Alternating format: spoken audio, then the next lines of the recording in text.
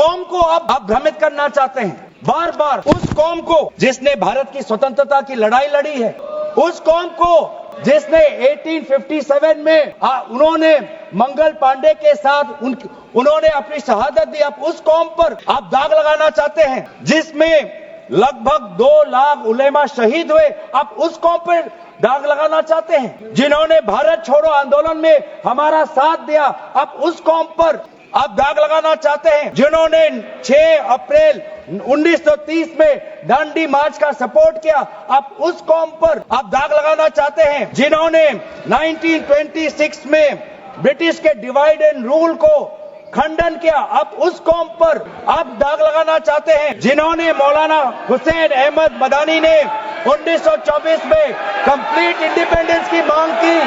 जब आप लोग भारत छोड़ो आंदोलन का समर्थन नहीं कर रहे थे, उस कौम ने भारत छोड़ो आंदोलन का समर्थन किया। जब आप लोग अंग्रेजों को मर्सी पिटीशन लिख रहे थे, वो माल्टा में 3 साल और इजिप्ट में उन्होंने शहादत दी। आप किस कौम पर दाग लगाना चाहते हो जिन्होंने 1924 में जिन्ना के 2 नेशन की थियरी को पूरी तरीके से नकारा, आप उस कौम पर लगा रहे हो। सर यही है इनका डिवाइड एंड रूल, यही है इनका डिवाइड एंड रूल। बहुत लोग पूछते हैं सर हमारा राष्ट्रवाद क्या है? सर हमारा राष्ट्रवाद, nationalism for us is being united in our shared love for a Bharat Mata and the mutual respect for her culture, language, dress, food and religion. It is the love for our national flag, the Tiringa, जिसकी सम्मान आपने नहीं की थी. It is the sacrifice of the Indian freedom movement, जिसमें आपने भाग नहीं लिया. It is our thirst for knowledge, to seek excellence with limited resources, to be creative, to have the courage, to acknowledge the injustice of the past and have the wisdom to build new bridges. ये है हमारा राष्ट्रवाद और ये राष्ट्रवाद आज हमारे संविधान में उल्लेखित है। तो सर बार बार ये सरकार कहती है ये माइनॉरिटीज के पक्ष में है, लेकिन जब अमेरिका से माइनॉरिटी कमीशन का रिपोर्ट आता है कि माइनॉरिटीज के साथ नाइंसाफी होती है तो इनको दुख होता है। जब यूएस का रिलीजियस कमीशन का रिपोर्ट आता है तब इनको दुख होता है। सर बार बार ये जो ऑप्टिक्स की बात कर रहे हैं, ये क्लॉज 42 सेक्शन 108A इन्होंने डिलीट कर दिया है। ये कहते हैं कि कैसे ओवरराइडिंग प्रिंसिपल कैसे आ सकता है? मंत्री महोदय को ओवरराइडिंग प्रिंसिपल से आपत्ति है। पहले सबके लिए सेक्शन 108 क्या है? सर दुख की बात करनी पड़ेगी सर कि जेपीसी में ये कहते हैं कि सबका इन्होंने राय सुना, लेकिन आपको भी पता है विपक्ष के द्वारा एक भी संशोधन को इन्होंने स्वीकार नहीं किया। ये किस प्रकार का? हमने भी बहुत से जेपीसी देखे हैं सर, ऐसा जेपीसी नहीं देखा जहां पर क्लॉज बाय क्लॉज डिस्कशन भी नहीं हुआ सर, पूरी तरीके से वोटिंग हो गई। सर इन्होंने जेपीसी की बात की, अगर इन्होंने ये नहीं करते कि जेपीसी में बहुत विस्तार रूप से चर्चा हुआ तो मैं भी नहीं करता। इन्होंने उल्लेख किया इसलिए मैं करना चाहता हूं। इन्होंने उल्लेख किया कि बहुत से लोग आए जेपीसी में। सर ऐसे भी लोग आए जिनको वक्फ को लेकर उनका कोई जानकारी भी नहीं थी, कोई जानकारी नहीं थी सर, ऐसे भी आए सर। जेपीसी के मुद्दे हम बार बार हमने स्पीकर को चिट्ठी के द्वारा अवगत किया है, इसलिए हम उठा रहे हैं सर। इसमें 108A ये हटाना चाहते हैं जिसमें power to have overriding effect, लेकिन ये जो प्रिंसिपल है ओवरराइडिंग का सर, ये आज भी विभिन्न स्टेट एक्ट्स में ये है।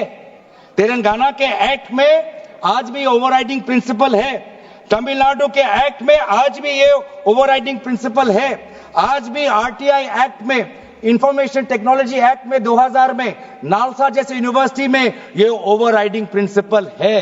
तो इसीलिए आपको सिर्फ यहां पर आपको ओवरराइडिंग प्रिंसिपल से आपको मुश्किल है, लेकिन जो दूसरे एक्ट्स में जो ओवरराइडिंग प्रिंसिपल है सेक्शन 108A के द्वारा सिमिलर प्रोविजंस है, उसमें आपको तकलीफ नहीं है।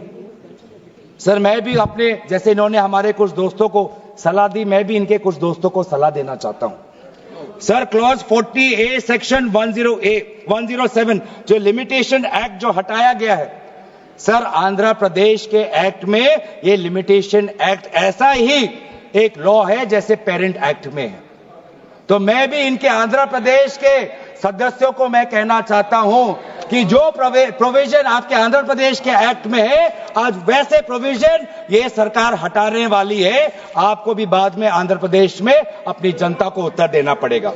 तेलंगाना और तमिलनाडु में हमने बात रखी है, तो मैं बार बार मैं कहना चाहूंगा, हमें संशोधन से कोई हमें परे नहीं है, लेकिन संशोधन ऐसा हो जो हमें मदद करे। आज डिजिटाइजेशन की बात करते हैं। आज से 15 वर्ष पहले वामिस एक डिजिटल पोर्टल हमने खोल दिया है। अब ये देखिए सर सरकार की कैसी है इनकी डिजिटाइजेशन फिलहाल अभी चल रहा है, डिजिटाइजेशन हो रहा है, पर माना कि डिजिटाइजेशन वामिस में कुछ खामियां हैं, उसको अवामसी में, तो आप उसको ठीक करिए। आप 10 साल से क्या कर रहे? आप 10 साल से आप वामसी क्यों ठीक नहीं कर पा रहे? आप वो काम तो नहीं कर पा रहे, अब आप एक दूसरा नियम बना रहे हैं कि दोबारा आप एक नए पोर्टल पे अपने रिकॉर्ड्स आप अपलोड करें। सर कितने बार हम इस सरकार को अपना कागज दिखाएं? वामसी का अगर इनका काम अधूरा है तो उसको ये काम संपूर्ण करें। अब लेकिन नहीं, इनका काम उद्देश्य यही है कि देश में मसला और बढ़े, और इसीलिए आज इस बिल के विरोध में है। ये बिल हमारे देश की अखंडता, ये बिल हमारे संवैधानिक मूल्य, ये देश हमारे अल्पसंख्यकों की सम्मान, ये देश हमारे अमन, शांति और सदन और जेपीसी में जिस प्रकार से विचार होना चाहिए था उस सब के विरोध में है। और इसीलिए आज पूरा इंडिया अलायंस आज इस बिल के विपक्ष में खड़ा हुआ है। और यही बात कहते हुए मैं अपनी वाणी को समाप्त देता हूं। धन्यवाद, शुक्रिया।